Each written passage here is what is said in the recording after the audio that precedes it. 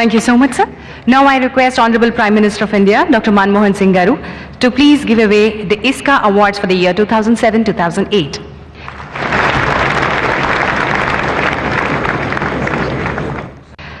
Ashutosh Mukherjee Memorial Award goes to Professor S.S. Katiyar of Kanpur.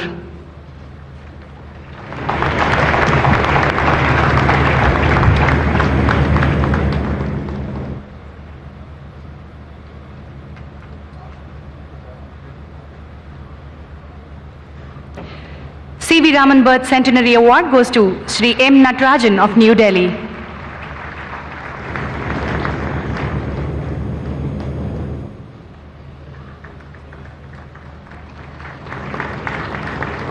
Srinivasa Ramanujan Birth Centenary Award goes to Professor L.M. Patnaik of Bangalore.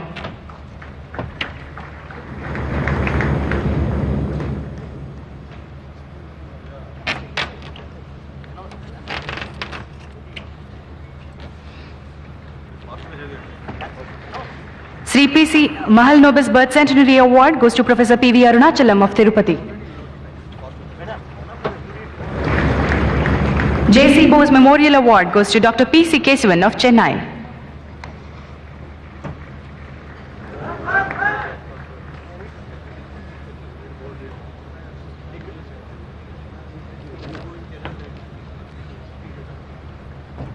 P.C. Ray Memorial Award goes to Dr. P.K. Seth of Lucknow.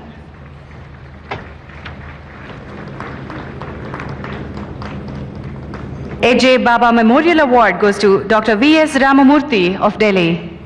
Please reduce the gap between them. Please reduce the gap.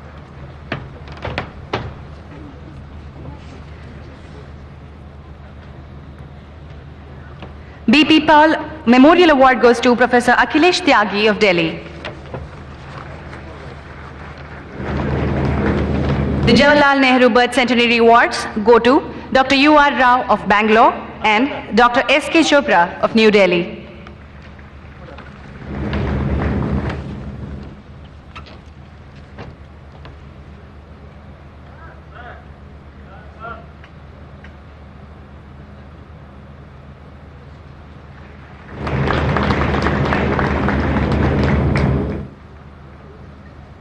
Professor R.C. Mehrotra Memorial Lifetime Achievement Award goes to Dr. S.Z. Qasim of New Delhi.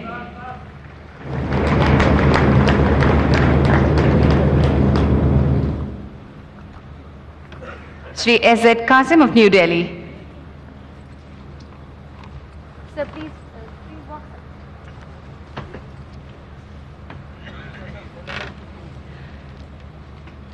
Millennium Plaques of Honor go to Professor Geeta Bali of Bangalore and Dr. V.R.P. Sinha.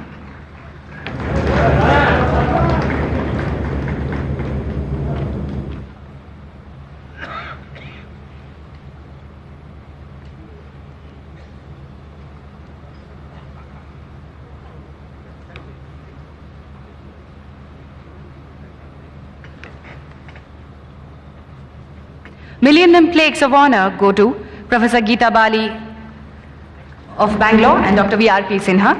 Excellence in Science and Technology Award goes to Professor P. Balram of Bangalore.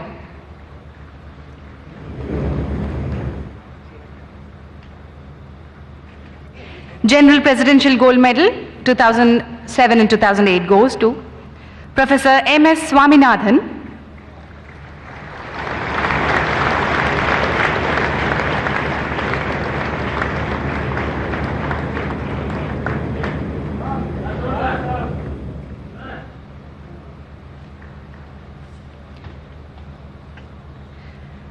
Professor M.G.K. Menon,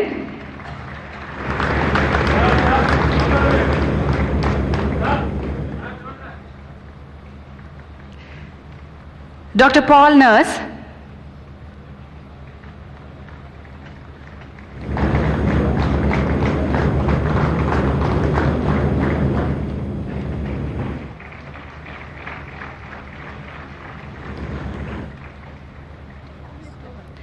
Dr. Robert Curl Jr.,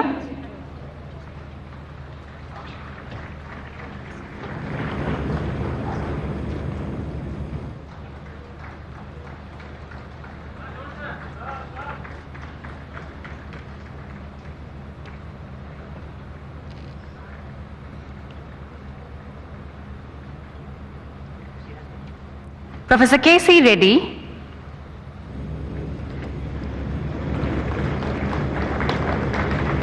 Professor Satish Kasturi,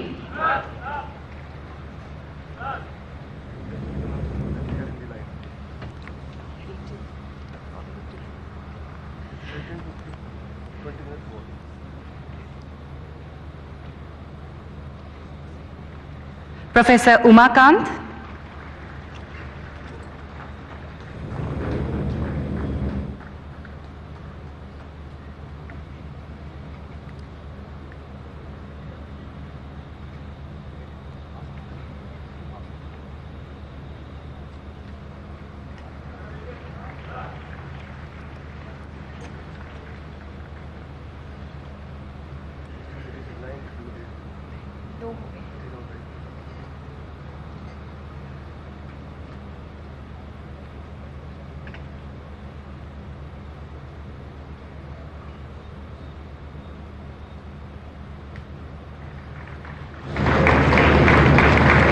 Dr. Roger Kornberg,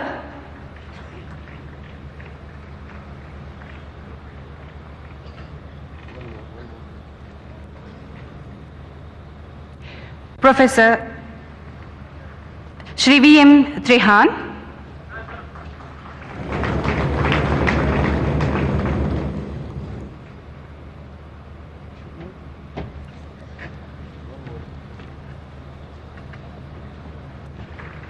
Shri Vaishnoy,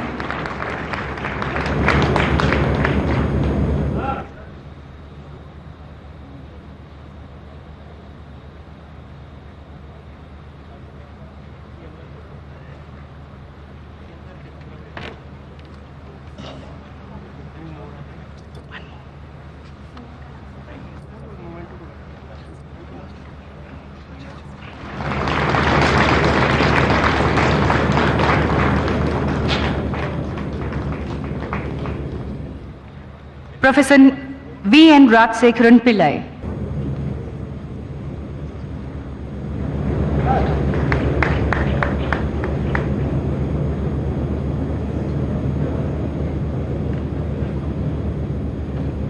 thank you so much, sir. May I now request Honorable Prime Minister Dr. Manmohan Singh Ji to address ISKA. Professor R. Ramamurthy, General President of the 95th Indian Science Congress, my cabinet colleague, Shri Kapil Sibal, Honorable Chief Minister of Andhra Pradesh, Dr. Y.S. Rajasekharan Reddy, my ministerial colleagues, Shri Palam Raju, Dr. T. Sabaram Reddy, Professor Venugopal Reddy, the Vice-Chancellor of this magnificent Andhra University, distinguished delegates to the Indian Science Congress, ladies and gentlemen, I should begin by wishing you all a very, very happy New Year. I'm also very happy that this year the theme for the 95th Indian Science Congress is Knowledge-Based Society using environmentally sustainable science and technology. It is appropriate that such a theme should be discussed at this venue along this beautiful scenic coastline. The beauty of the Coromandel coast, of the Eastern Ghats, and of the Andhra University campus is a reminder of the richness of our natural heritage. It is incumbent upon us, therefore, to protect, to preserve, and to rejuvenate this heritage even as we seek accelerated social and economic development. Ladies and gentlemen, let me begin by paying tribute to the contribution of the Andhra people and in particular the Andhra University to modern science in India. The greatest scientist of the 20th century, Dr. C.V. Raman, was closely associated with this great university. Andhra University had also had the distinction of being home to Dr. S. Radhakrishnan, the great philosopher, statesman, and our former president. I take this opportunity to also pay tribute to one of the Andhra University's most distinguished alumni, Professor C.R. Rao, a great mathematician and statistician. Professor Rao has inspired several generations of students at Andhra University to study statistics, and many of them have earned international recognition for their work. Your theme at the Congress of a knowledge-based approach to the pursuit of environmentally sustainable development draws attention to the role of applied research based on observed facts. The recent global concern about climate change and global warming is in fact based on painstaking statistical work.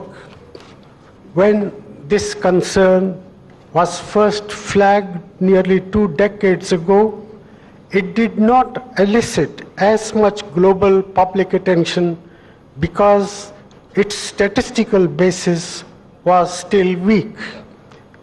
At that time, much of the argument was based on theoretical models.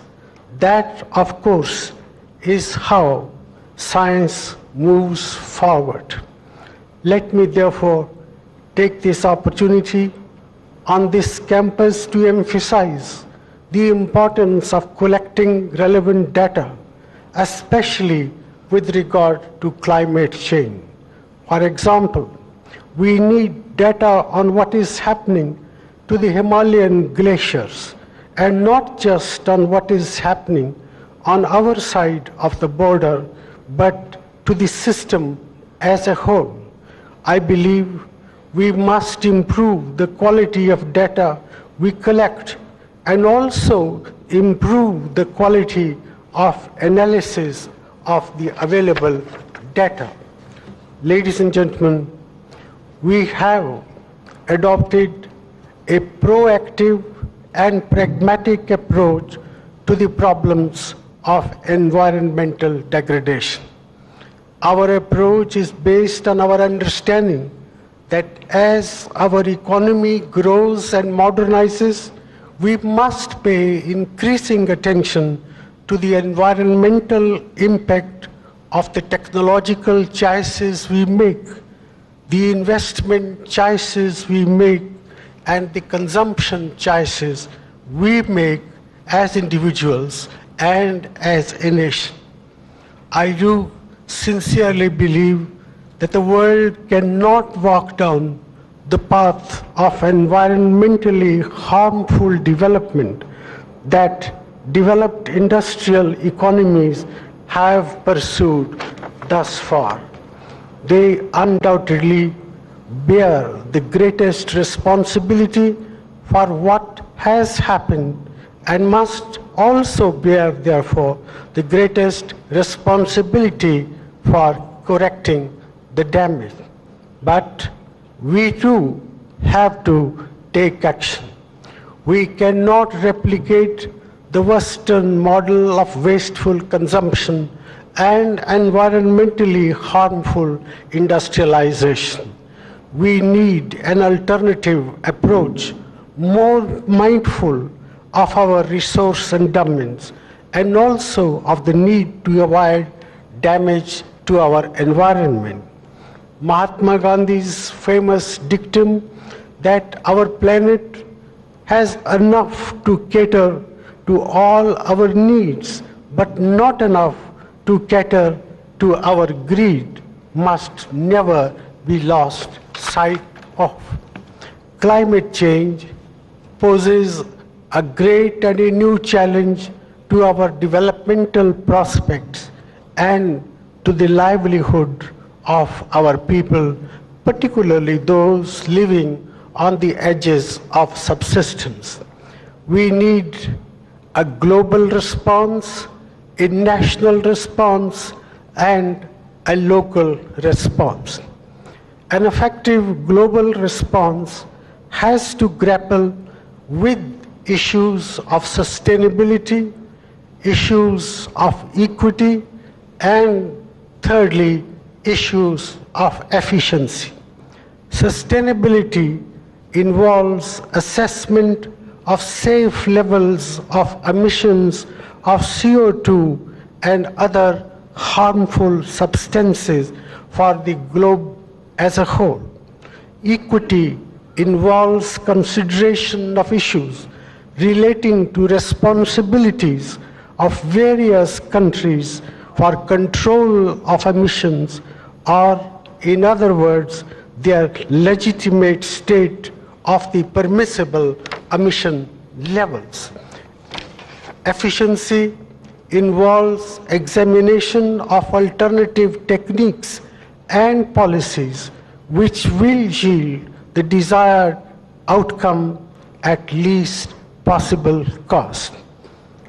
Our research and development community has therefore to be revitalized to make an appropriate contribution to the ongoing global debate on all these three issues that I have highlighted.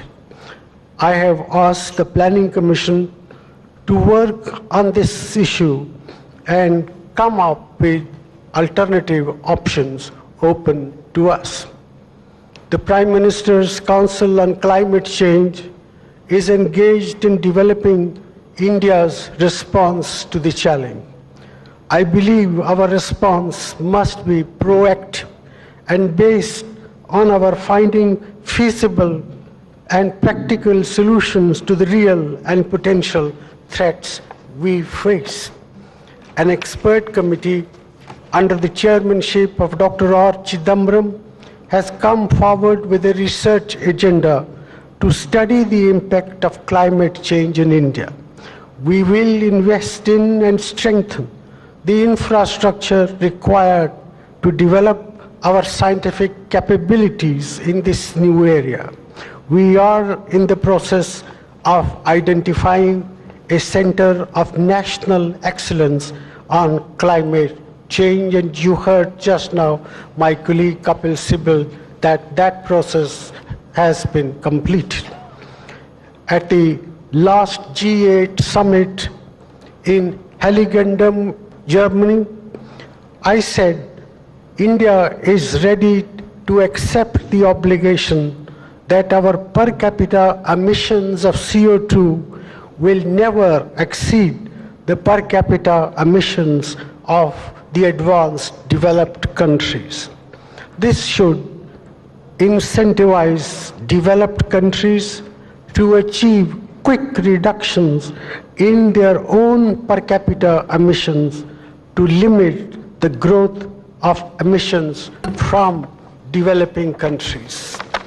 Their success will generate technologies which will help the entire humankind and the developing countries to limit their own emissions as well. How do we pursue higher rates of income growth while being mindful of our natural resource constraints and concern for the environment? This is a scientific challenge as much as it is a challenge for our economic policy planners. It's a challenge for the world's science and a special one for Indian science. We must draw on modern science and technology and also tap into our traditional knowledge base to develop environmentally friendly and efficient technologies that are affordable and also scalable. Ladies and gentlemen, there are at least 5 major areas in which we need such application of knowledge indeed on a war footing. These are, first, food production and utilization and conservation of our scarce water resources. 2, energy generation and utilization. 3, manufacturing technologies. 4, mass transportation systems. 5, building and construction technologies. Successful farming is necessarily knowledge-based, but we must constantly update our knowledge and invest in new and appropriate technologies that renew our natural heritage. The Green Revolution was one such knowledge-based intervention that boosted our output and incomes, and our country will be eternally grateful to our agricultural scientists led by Dr. M.S. Swaminathan for the contribution that they have made to ushering in the first green revolution in our country. But as Dr. Swaminathan himself has emphasized repeatedly, we need a second green revolution, indeed an ever green revolution. This was also the subject of your last Science Congress. We need new technologies which will raise yields and simultaneously prevent the degradation of scarce land and water resources. And in this process, we must ensure that the productivity of our small and marginal farmers does increase substantially.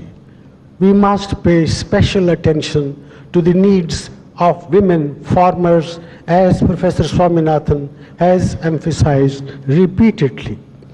To these immediate challenges are added the longer-term challenge of climate change and the effect it may have on agricultural production and agricultural productivity.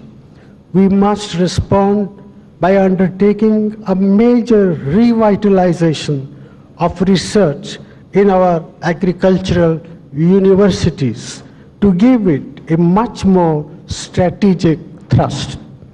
Water utilization and conservation require both appropriate economic policies and the application of affordable technologies. The National Water Mission must be made to serve these twin objectives. We are committed to investing in water-saving technologies and to the scientific management of our water resources. To this must be added agricultural research aimed at enhancing agricultural productivity in conditions of moisture stress. The most important areas for the application of knowledge for sustainable development is energy conservation and the development of alternative renewable energy sources. We have to evolve a development path which reduces energy intensity of our economy over time and promotes simultaneously the use of energy efficient technologies such as clean coal technologies. This too is being given high priority by our government. I would like to see a concerted effort being made in the development of solar energy by our scientific, technological, and business communities. In the longer run, atomic energy can also make an important contribution to energy security for our country. It is this perspective which has led us to seek the removal of restrictive regimes which prevent India from participation in international trade in civilian nuclear materials, equipment, and technology. Our manufacturing sector is not yet very efficient in the utilization of natural resources, especially land and power. Sustainable development requires more efficient utilization of these resources by modern industry.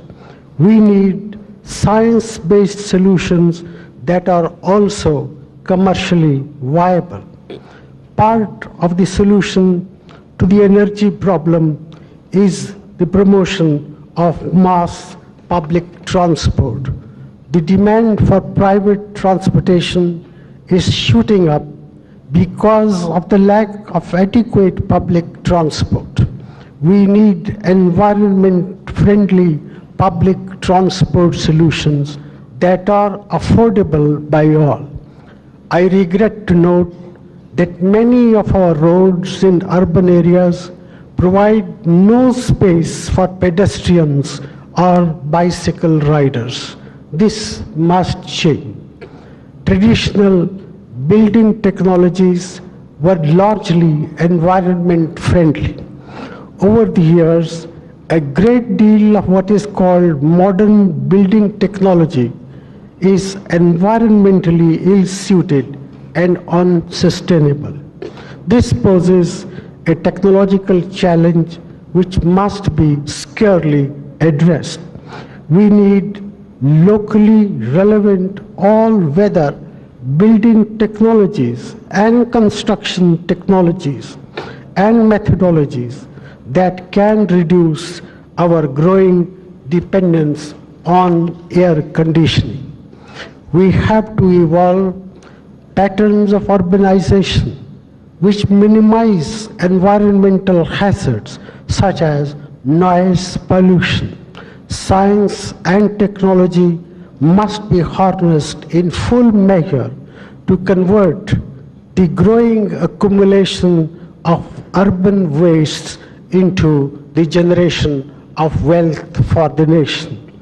Such are the issues that our science and technology community must grapple with and applying modern knowledge system to dealing with the problems of environmentally sustainable development.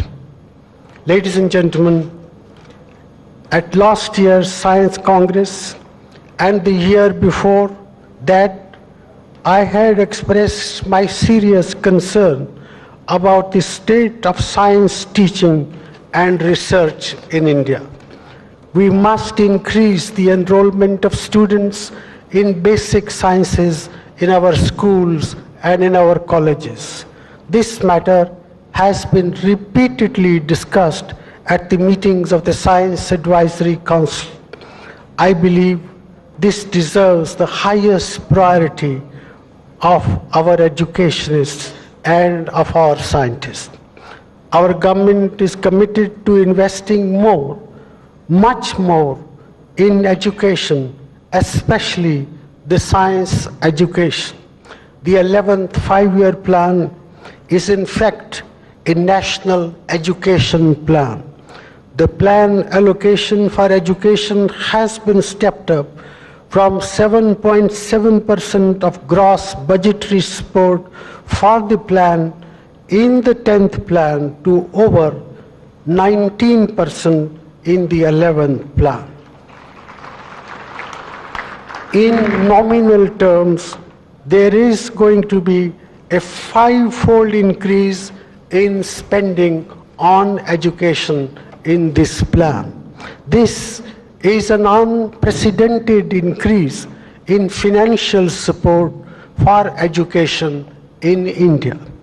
We are planning to fund 30 new central universities, 5 new Indian institutes of science, education and research, 8 new Indian institutes of technologies, 7 new Indian institutes of management, and 20 new Indian institutes of information technology. We are also launching a mission on vocational education and skill development, through which we will open 1,600 new industrial training institutes and polytechnics, 10,000 new vocational schools, and 50,000 new skill development centers. We will ensure that annually over 100 lakh students get vocational training, which is a 4-time increase from today's level. Detailed plan for implementing these proposals will be spelled out in the next 6 months. To enlarge the pool of scientific manpower and foster research in the sciences, a program entitled Innovation in Science Pursuit for Inspired Research is being launched. Under this program, over the next 5 years, 1 million school students will be given science innovation scholarships of rupees 5,000 each. The plan will also support scholarships for higher education, providing 10,000 scholarships per year of rupees 1 lakh to attract talented students to enroll in BSc and MSc courses. Our strategy for the promotion of science education in the 11th plan will aim at A, expanding and strengthening the science and technology base in our universities. Second, promote excellence through competitively secured funding at centers for advanced research. In addition, discipline-specific education programs will be launched in strategic sectors like nuclear sciences and space sciences to capture talent at the +2 stage itself. All this marks a quantum leap in the infrastructure available for good quality teaching and research. At the last Science Congress, I gave you my assurance that we are willing to increase the annual expenditure on science and technology from less than 1% of our GDP to 2% of our GDP in the next 5 years. That assurance stands. We must make science a preferred discipline of study for our students. We must attract the best and the brightest young people to a career in science. We need, I believe, both a qualitative improvement and a quantitative expansion in the pool of science students in India. This means we will also need more teachers. We will need an army of teachers, especially in the basic sciences and in the field of mathematics. Shortage of good teachers is an immediate challenge. I urge our academic community to come forward with innovative ideas to help us overcome and meet this challenge effectively. Tried and tested methods will probably not suffice. We need fresh, creative thinking, out-of-box solutions. The academic community too must be willing to think creatively. ladies and gentlemen, the focus areas listed for this Congress, covering the entire gamut of modern science, do include the 5 areas I have mentioned earlier. I would suggest that a monitoring group be constituted for each of these areas to see what new ideas this Congress has thrown up in each of these fields. It should be the endeavor of the Indian Science Congress to shape the agenda of research within the wider scientific community in our country. I urge our science and technology community of teachers and researchers to show us the way ahead. We need a quantum jump in science education and research. This agenda can no longer wait. I am aware that we need policy reforms. We need institutional reform. We need organizational reform. And above all, we need more investment in science, education, and research. We cannot afford to miss the bus, nor can we afford to delay matters further. The time has come for action, and I assure you of my highest personal commitment to such action. I seek your guidance and support. Let us work together and transform science, education, and research in India for the good and the well-being of the people of this great country. Years ago, Sir Winston Churchill once said, "The empires of the future are going to be the empires of the mind." And we live in an age where human knowledge, particularly knowledge in the field of science and technology, is expanding at an unprecedented pace. And in that sort of world, access to knowledge has become the most important determinant of the power and the wealth of nations. India has to catch up. We cannot afford to miss the bus, as I said.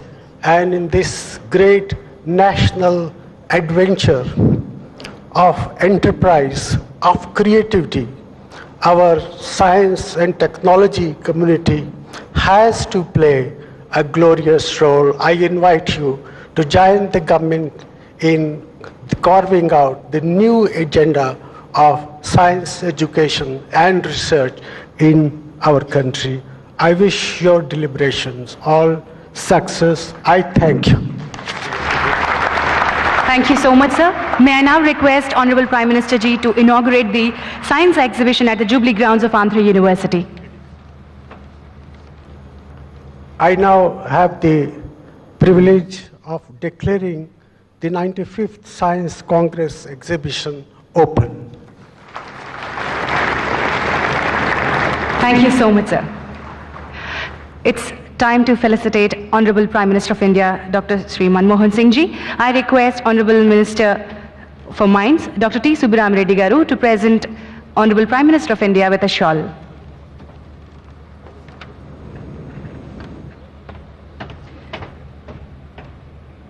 I also request Vice-Chancellor, Andhra University, Sri V.N.Pillai Reddy Garu, to felicitate Honorable Prime Minister of India with a memento and a shawl.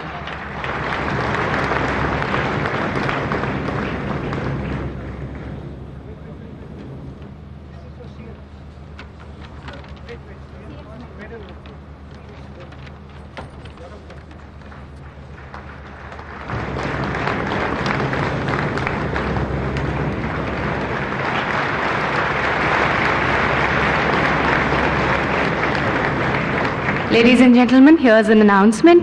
The ISCA Awards for the year 2007 and 8, the General Presidential Gold Medal goes to Dr. Y.S. Rajasekharan Reddy Garu, Honorable CM of Andhra Pradesh. May I now request Sri Ram Murthy Garu, General Secretary ISCA, to present this gold medal to the Chief Minister of Andhra Pradesh, Sri Y.S. Rajasekharan Reddy Garu, through the hands of Sri Manmohan Singh Ji, Honorable Prime Minister of India. And I request Sri V.N.Pillai Garu, Vice-Chancellor, Andhra University, to present a shawl and a memento to Honorable Chief Minister of Andhra Pradesh.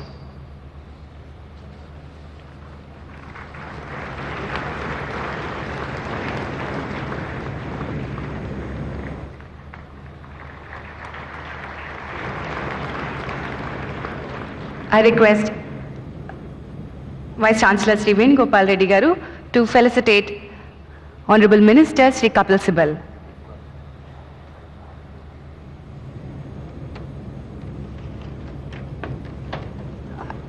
The next memento goes to Honorable Minister Sri T. Subramani Reddy Garu.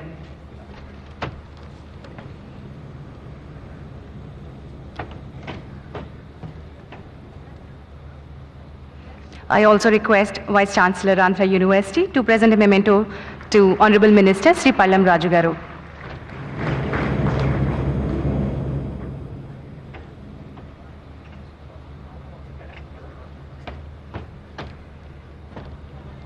Sri Pallam Raju Garu receives a memento from Andhra University's Vice-Chancellor Sri V.N.Pillai Garu.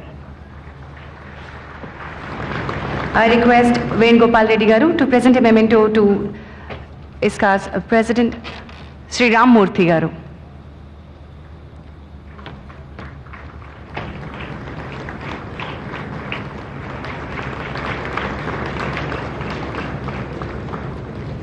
Thank you so much, sir. May I now request Professor Abhijit Banerjee Garu, General Secretary, to propose the formal vote of thanks.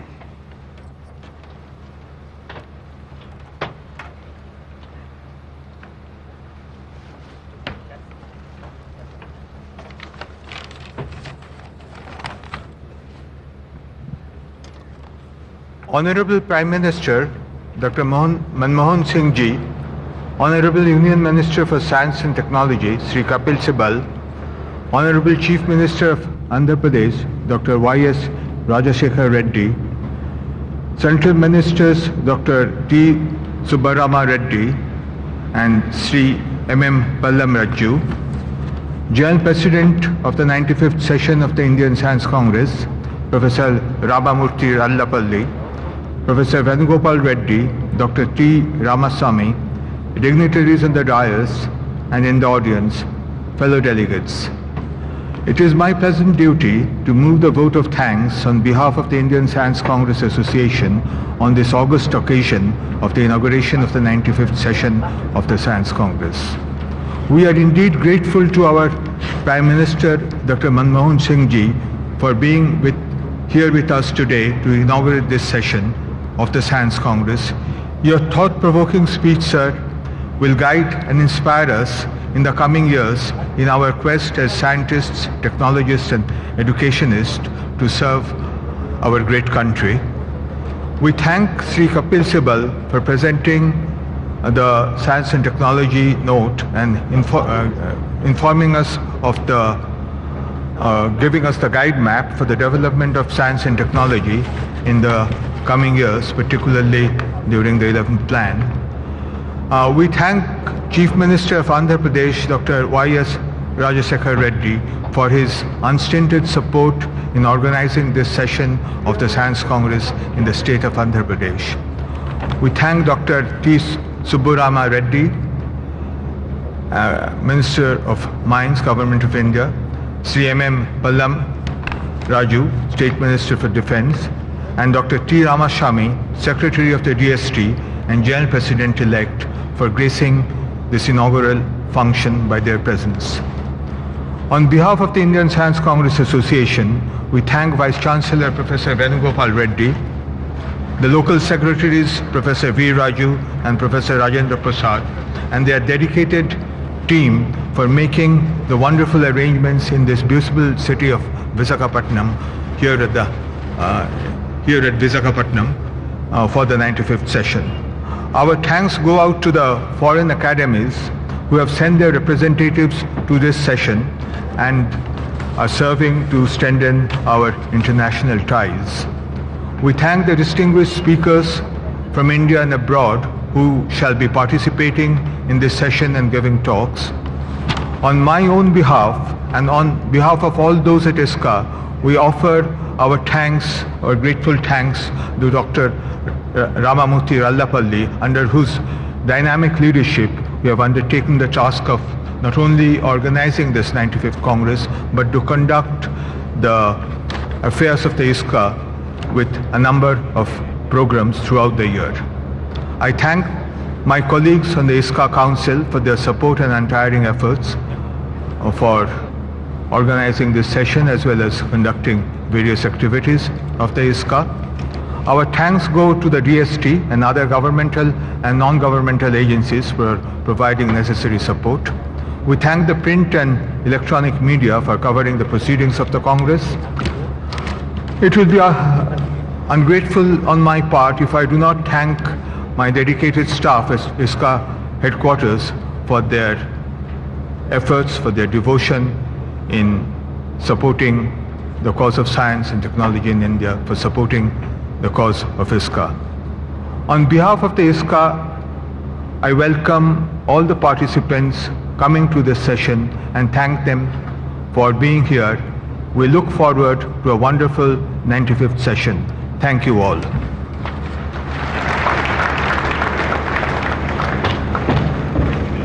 Thank you so much, sir. The meeting now adjourns, and I request all the members of ISKA and the Nobel laureates to follow Honorable Prime Minister Garu behind him to the